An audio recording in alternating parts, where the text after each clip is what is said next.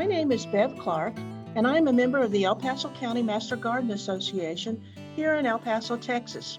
I'm here today to talk to you about some of the tomato growing essentials that some gardeners already know, but others may not be aware of that could play a big role in their tomato gardening success. Did you know that the tomato is the most popular vegetable grown in the Texas home garden? It's not the easiest vegetable to grow successfully, so why is this unique edible berry the favorite? Well, the answer is simple. It's the taste. The taste of the homegrown, vine ripened tomato is like ambrosia to the backyard gardener. A homegrown tomato puts to shame any store bought, perfectly shaped orb, hands down. Regardless of what part of the country or even the world you live in, planning out your tomato garden strategy can mean the difference between failure and success.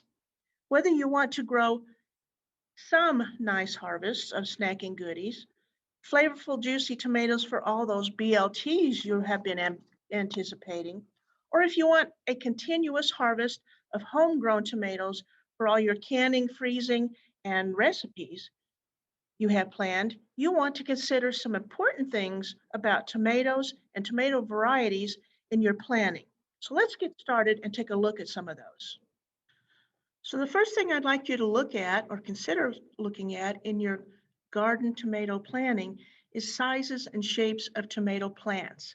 Yes, they do come in all kinds of shapes and sizes, as you can see in this image. Determinate are the bush tomatoes. These are generally compact bush that grow to a specific height of 2 to 4 feet.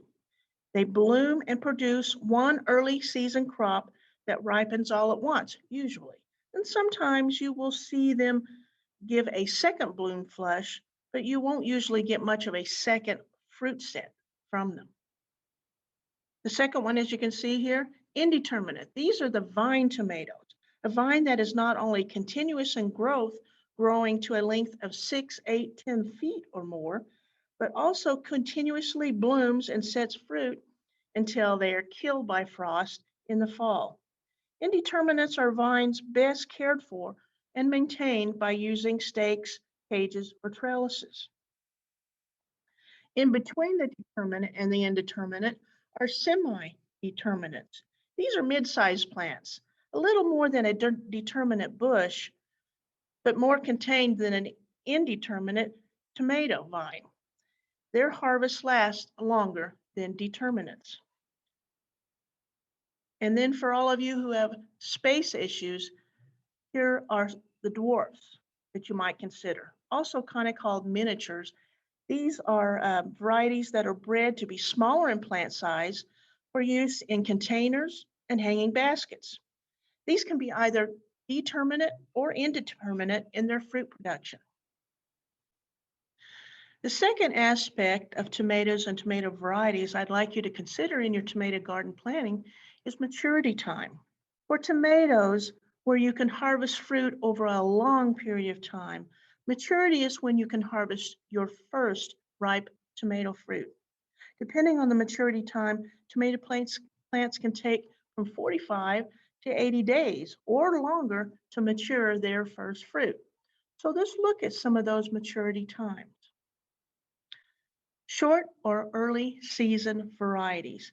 These mature in 60 days or less, which means they're great for northern gardeners with late planting dates or are an easy early crop for 3-digit weather climates like we have here in El Paso, where we can get well over 100 degrees really fast.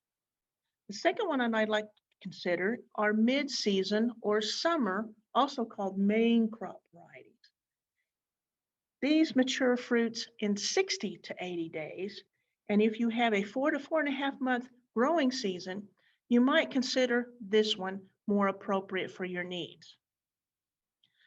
The third one is late season varieties. These ripen in more than 80 days, and they are great for warm or hot climates and long growing seasons. Another aspect to look at are fruit types. Tomato fruit comes in a wide variety of sizes, colors, and flavors to choose from. The cherry tomato, which is very small and sweet, comes as round, oval, or even pear-shaped, and it comes in a variety of colors. These are great for snacking, for salads, for roasting, whatever you like to use them in. Then there are also the plum tomatoes, the paste tomatoes, Roma types. These are small, firm, thick, meaty flesh with less juice and less seeds. These are great for making tomato sauces, salsas, and dehydrating. And they also, the larger versions of them, are great for slicing. The next one to look at are slicing tomatoes. These are the round tomatoes that we all like to select. These are used for all your great BLT sandwiches, or maybe you're one of those gourmet tomato banana sandwich lovers. The next one to consider are the beefsteak tomatoes. These are grown for their amazing size and globe shape. These are the bragging fruits. And the last one are those unusual tomatoes that produce interesting colors, sizes, and flavors. Moving on, let's look at seed types. Now that's going to raise a question. So what do I mean by seed types? Well, the first one is hybrid. These are created by crossing one variety of tomato with another, cross-pollinating. These are bred for a specific purpose, eye appeal, size, shape, acidity, and disease resistant. This is a one-shot deal with hybrids because you usually cannot grow the same tomato variety from saving seeds from this particular kind of plant. The next one is open pollinated. These have parents of the same variety. They can be grown from saved seeds if they're not cross-pollinated, and they produce a more flavorful tomato fruit than hybrid themselves. The next one to look at are heirlooms. These are tomato plants that are open pollinated. They are generations old and they have the best taste of all the tomatoes grown, but they are generally more fragile. These are the tomato varieties that are contributors to our biodiversity and sustainability of our tomato crops. And the last aspect I'd like you to consider in your tomato planting are disease resistance. Plant labels and seed packets may contain an odd group of letters that resemble a code. These letters are abbreviations for common plant diseases. Listed here are a few of those codes. And you might see these on your plant labels, your packages, or even when you go online to look up information about a specific tomato variety, you're going to see some of these unusual abbreviations. For example, there you can see F is for fusarium wilt, N is nematodes, V is verticillium wilt, and so on. You may also see these codes, OP for open pollinated, AAS for All American Selection, or you might even see our very own Texas Superstar insignia on some of your tomato varieties. For extra help in understanding tomato diseases and other issues, check out our Texas A&M AgriLife Extension Tomato Problem Solver. This is a guide to identifying common problems in your tomato fruit. It's great information. It gives you information on disease orders that affect green and ripe fruit, insect pests, and issues with leaves, stems, and roots. They have great color photos and wonderful descriptions. The best recommendation I could give you when you're selecting tomato varieties is at least try to find a variety that's resistant to verticillium wilt, fusarium wilt, and nematodes. And you'll see that code represented as a VFN. So now let's take a look or apply everything we've just talked about to some tomato varieties that we, as El Paso County Master Gardeners, have grown in our own gardens. The first ones here cover the short or early season varieties, and you can see some of the varieties listed here that we have grown in our own gardens.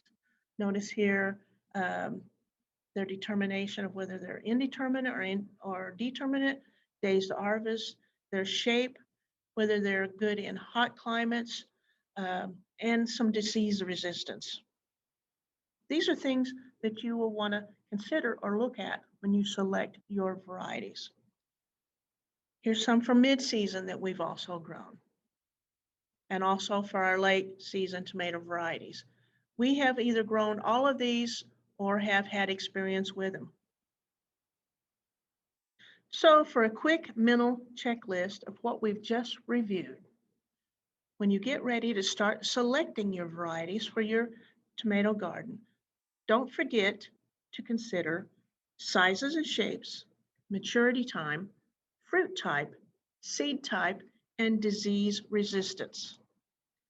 If you're growing your own transplants, make sure that you start your seeds indoors at least 6 to 7 weeks before your last frost date. And make sure that you harden off your transplants before you put them in the ground. Another thing to add to your mental checklist is the planting method you're going to use to plant your transplants in the ground. If you have really nice, healthy green transplants that are 6 to 10 inches in height, you're probably going to want to use the deep hole planting method. This means you're going to place anywhere from 2/3 to 3/4 of that tomato's height in the ground, making sure that you pinch off all the side branches off of the stem that would have been below ground. If the transplants you have selected are tall and leggy, you're going to possibly want to use the trenching method to plant them. This means digging a trench so that you can lay the plant down with the root ball in the lowest portion of the trench, with only the growing tip of the tomato being above the surface of the soil. Set out transplants when the soil is warm and all danger of frost is past. Once you have completed all your planning for your tomato garden, the next thing you want to consider is the preparation. The first thing you want to look at is selecting a garden site. This is important because you want one that provides at least 6 hours of full sun each day, that it drains well, no soggy feet. Your feet don't like to sit around in the water all day. Well, neither do your tomato plants. They want their roots dry occasionally. Another thing to look at is determining the soil type of your garden soil. We have many different soil types in El Paso alone, ranging from sand to rocks to gravel to sandy gravel and to caliche clay. So it's very important that you try to determine that soil type.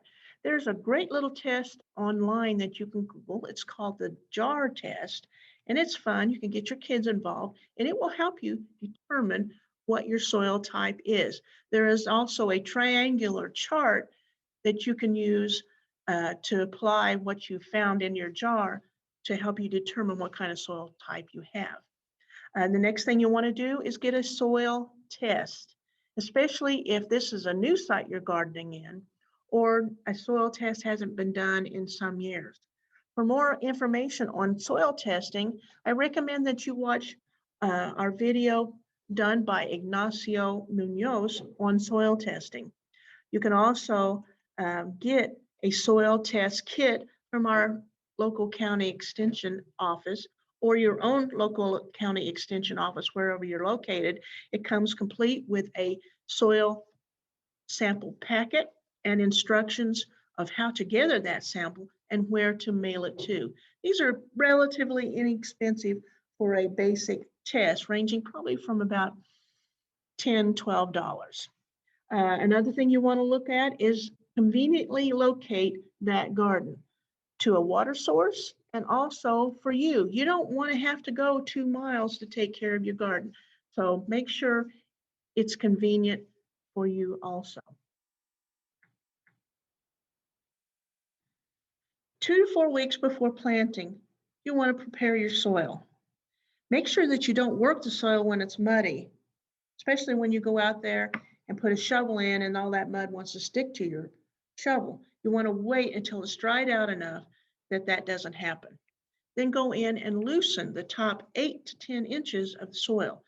Make sure you remove all the rocks, the debris, break up the soil clods, and make it as smooth as possible.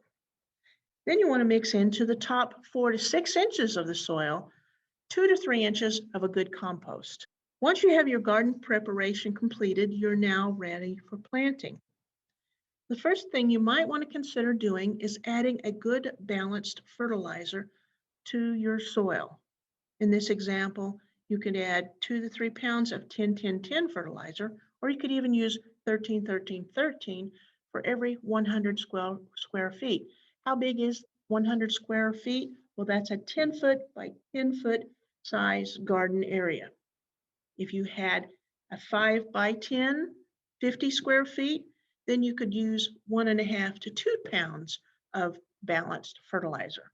Sprinkle it on the top and work it into that top 4 inches of soil.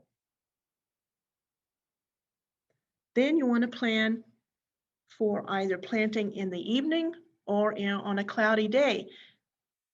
Young tomato transplants are tender and they don't like being put out in full sun. So try to plan, if possible, to plant them when it's a cooler part of the day. Also, for best planting, select the most healthy of your 6 to 8 inch tall plants. If you're planning to use trellising systems, either cages, stakes, or trellises themselves, it's recommended that you set those up prior to planting so they'll be ready to install once your plants are in the ground. An example, in our Master Gardener gardens, we use tomato cages. These are made from concrete reinforced wire, and we like to wrap the cages before we set them onto the tomato plants to provide them with some needed protection from our high spring winds for 4 or 5 weeks. Dig your planting holes and trenches if you're going to trench, and then make sure you soak them in. You can use water, or you can use water-soluble fertilizer in your water to soak them in. Add 1 to 2 pints of moisture to that hole and let it soak in well. Now, if you're going to ask about water-soluble fertilizers, we affectionately call ours blue water, but you can find all kinds of water-soluble fertilizers at your local big box stores or garden nurseries. When you're getting ready to put that plant into the ground, pinch off those lower leaf branches of the transplant. And then, like we discussed, set that plant in the ground either using the deep plant method or the trenching method, depending on the size of the plant you have. And then once you get that plant in the ground, install the type of trellising, staking, or caging that you're going to use. As you can see here, when we set our cages in place with that covering around them, we make sure that we anchor them well to the ground because high winds can actually blow them off or blow them over, and it could damage your plants. And then water your plants in slowly and deeply for the first 2 to 3 weeks to make sure that their roots get developed very well. Once all your tomato plants are in the ground and they're starting to grow and get established, care is important. Maintain an even supply of water all season long. Whether you're using hand watering or by manual or auto irrigation. I want to stress one more time, stake, cage, or trellis your tomato plants, regardless of whether they're bush or vine. Getting them up off the ground improves their airflow, controls disease, makes harvesting easier on you, and improves your ability to visibly look around the tomato plant for issues of disease and pests and to make it easier for you to spot ripe fruit to harvest.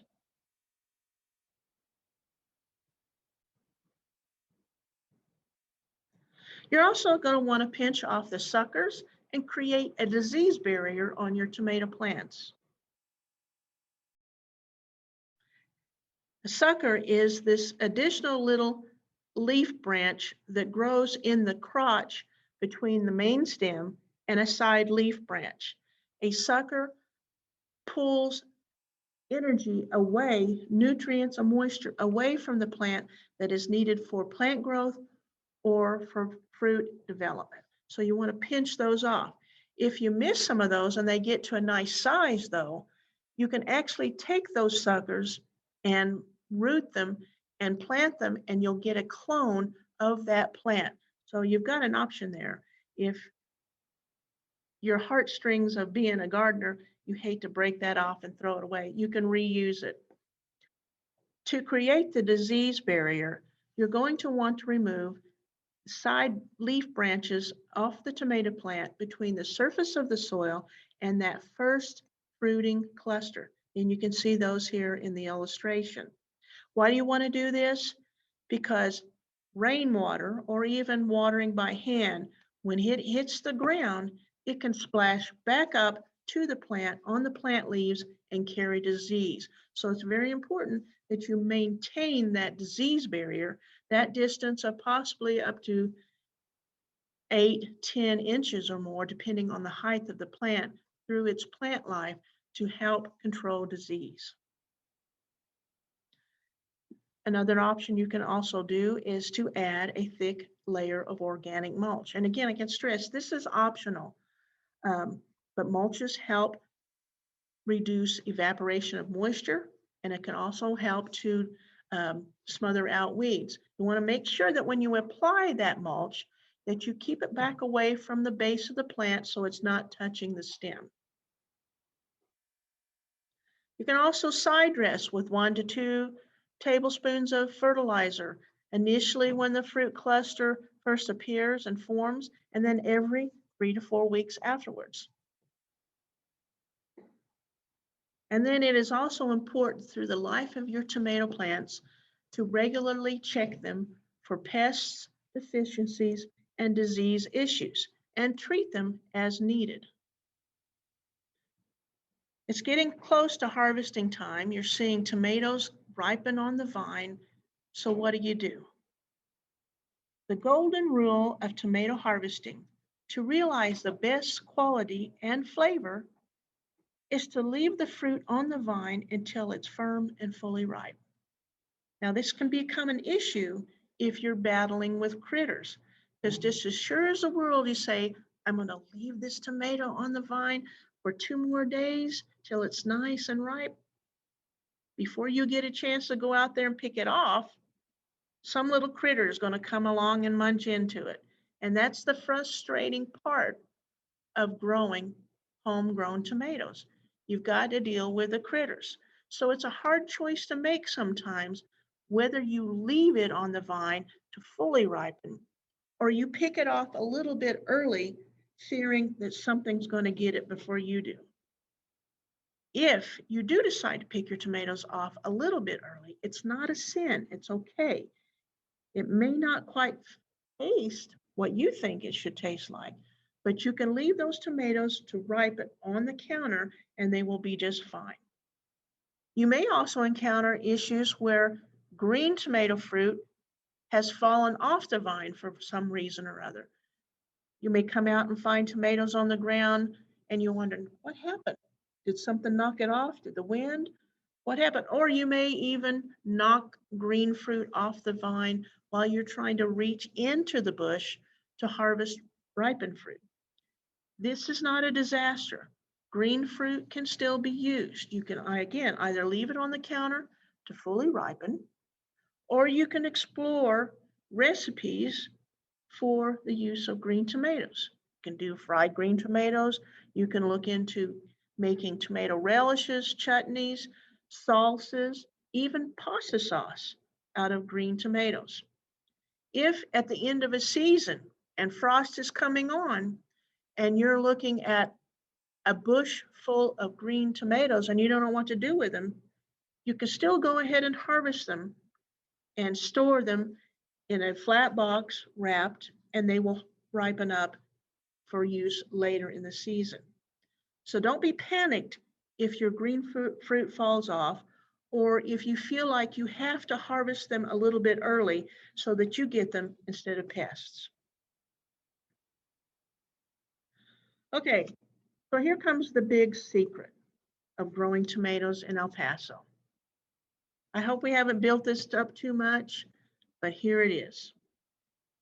Tomatoes contain both male and female parts in their flower. Tomatoes are self-pollinating, but pollination is inhibited when nighttime temperatures are 75 and above and daytime temperatures are 92 and above. They will blossom, but they will not set fruit. The issue here we have in El Paso is that many times, if you don't plant early enough, your plants will stall in their production when we start getting into that upper 90-degree range or 3-digit. They'll stall. So if you want to realize tomato fruit before we hit those high temperature range, the thing you must do, the big secret, the planting secret, is plant your tomato transplants in the ground right after the last frost in mid to late March. That's for here in El Paso. Now that's going to be a little different wherever you're at. Once we get those plants in the ground, like I previously told you before, we immediately put the cages on that are wrapped, and we leave those cages on for 5 to sometimes 6 weeks, the first week of May. This protects our plants from the very high spring winds that we get that can damage young, tender plants. Now, it helps them get well established. Now, it doesn't mean you want to just set them and forget them. You're going to want to manage and maintain those plants while they're in that little cage-protected environment. But by planting them that early and protecting them, we can actually realize tomato harvest before we hit those 90-degree and 3-digit weather. Well, that's about it. I think I've covered everything. I hope you've learned something today and enjoyed my presentation. For more information, please review these links I've provided here, or you can also call our help desk for information, visit our website, or even send us an email to the El Paso County Master Gardeners. Thank you again. If you're viewing this via our YouTube channel, make sure you subscribe and like and share our video. Thank you again. This is Bev Clark from the El Paso County Master Gardeners. Have a good day.